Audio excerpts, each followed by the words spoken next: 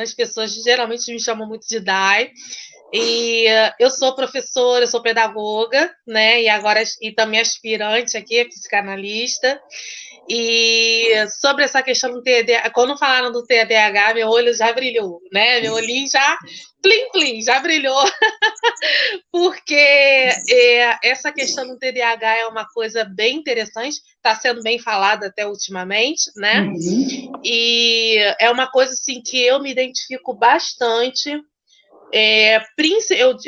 Eu posso dizer sem sombra de dúvidas que muitas das coisas que eu identifico com essa questão do TDAH foi muito com a ajuda da terapia, né, da psicanálise, porque a gente chega numa certa idade, a gente esquece que teve infância, né?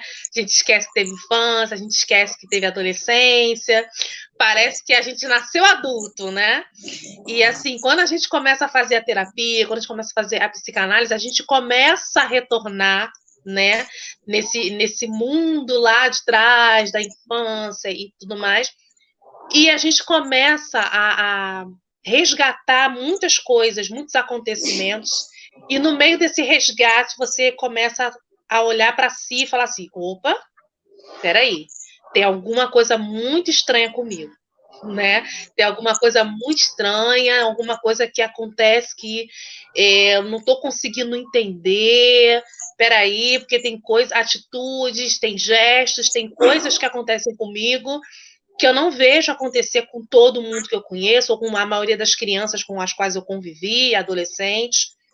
Então, você começa a perceber que tem algo diferente e você começa a se sentir muito estranho, né? Uhum. E isso começa a puxar, uma coisa vai puxando outra, vai puxando outra, vai puxando outra, e aí você fala assim, não, peraí, realmente tem alguma coisa que eu não estou entendendo bem o que é, mas eu já estou percebendo que tem algo diferente, eu acho necessário investigar isso, porque não é, vamos dizer assim, normal, né? Tem alguma coisa aí. Então, eu posso dizer que essa questão do TDAH acontece muitas vezes assim, né? Uhum. Algumas pessoas até têm uma questão muito de familiar, né? O familiar está sempre apontando coisas e mostrando coisas dessa pessoa que leva ela a pensar, opa, peraí, tem alguma coisa estranha, né? Mas eu posso dizer que no meu caso, esse retorno, né, esse resgate da infância, do nascimento, isso através da terapia e da psicanálise me ajudou a perceber muita coisa. Primeiro, você usou a expressão diferente e você usou a expressão normal. Foi assim que você fez, né? Normal. E eu tenho pesquisado, não sei se eu posso dizer pesquisado, né? Mas eu tenho estudado um pouquinho, sondado, né? Até porque a gente teria esse papo aqui. E eu gosto muito de começar pelo início. Eu explico. Primeiro, por mais que a sigla TDAH esteja muito em voga, eu acho que ainda se faz necessário a gente explicar um pouquinho o que é cada item, de certa forma, dessa sigla. E eu gostaria também de pontuar aqui essa questão do diferente, né? Tem alguma coisa diferente comigo, e aspas, né? Eu não sou normal, a questão de não é normal, tem alguma coisa que não é normal. E sim, a primeira coisa que vai acontecer é gerar um desconforto com aquilo que não é dito como normal. E aí eu quero trazer uma outra palavrinha para a nossa conversa, né? Estamos falando de TDAH, então vamos lá, pessoal. Para quem ainda não tem uma familiaridade, e eu gostaria, inclusive, na questão do déficit de atenção, pontuar uma coisa e ver se vocês concordam ou discordam de mim, tá? Primeiro, o que é um transtorno? A primeira coisa que a gente precisa entender é que quem tem TDAH não é uma pessoa que tem uma doença. Não tem catapora, sarampo, febre, difteria. Lembrei até de uma música, né? Acho dos Titãs, né? Que fala de difteria.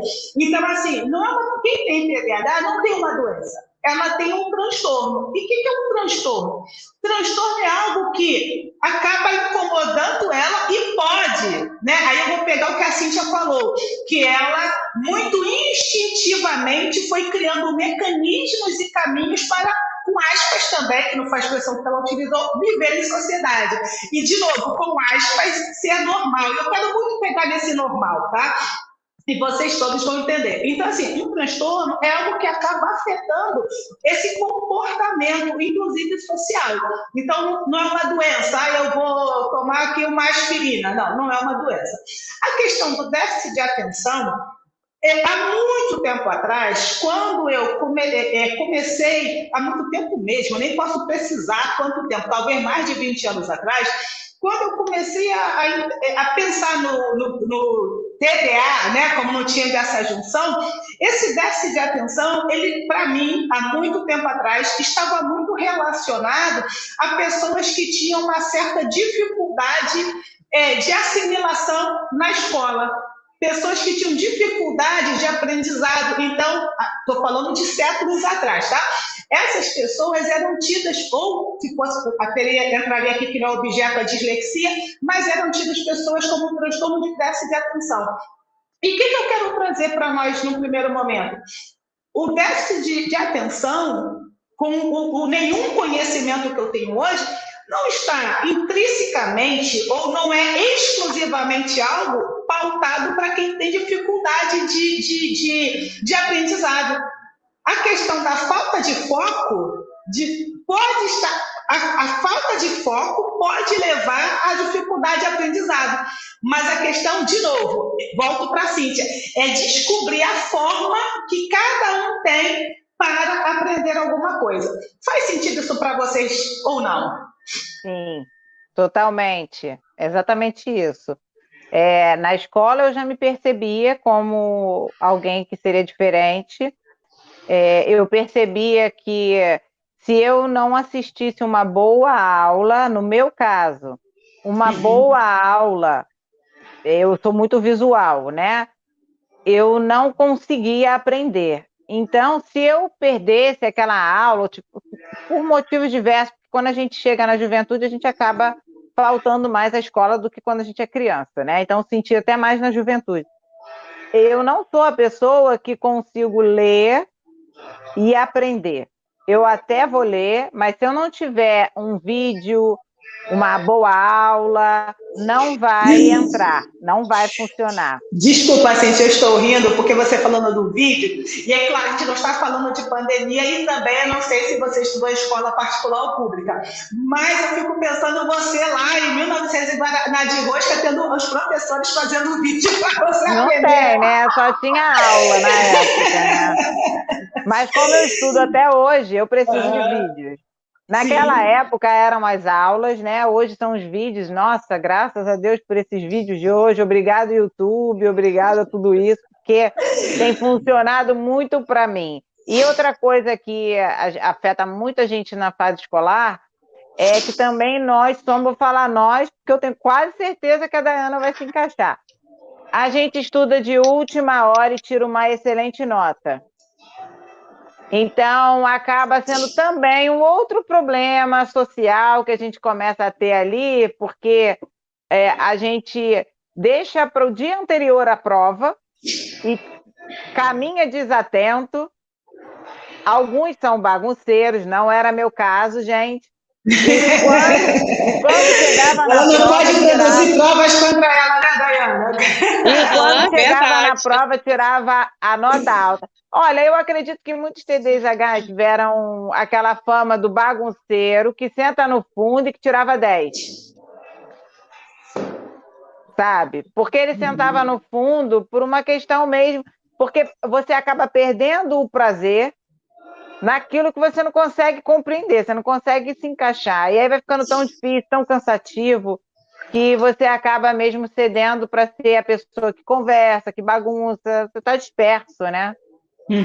Mas um diazinho antes da prova a gente estava bem afiado. Entendi. Agora sim, a última palavrinha que eu quero colocar, eu vou jogar a bola para vocês duas e vou só interpelar as duas, é o seguinte, na questão do diferente, né, e do não ser normal, com aspas nessa normalidade. Existe por exemplo, quando eu ouço mães, né, de pessoas autistas, elas tendem a utilizar a seguinte expressão, né? Meu filho não é neurotípico. É uma expressão que as mães utilizam. E uma outra expressão que eu tomei conhecimento, eu falei, caramba, é exatamente isso. E aí eu acredito que haja um colapso, né, mundial, e não estou falando só do TDAH, por quê? Porque com a expressão que eu ouvi, neurodivergente,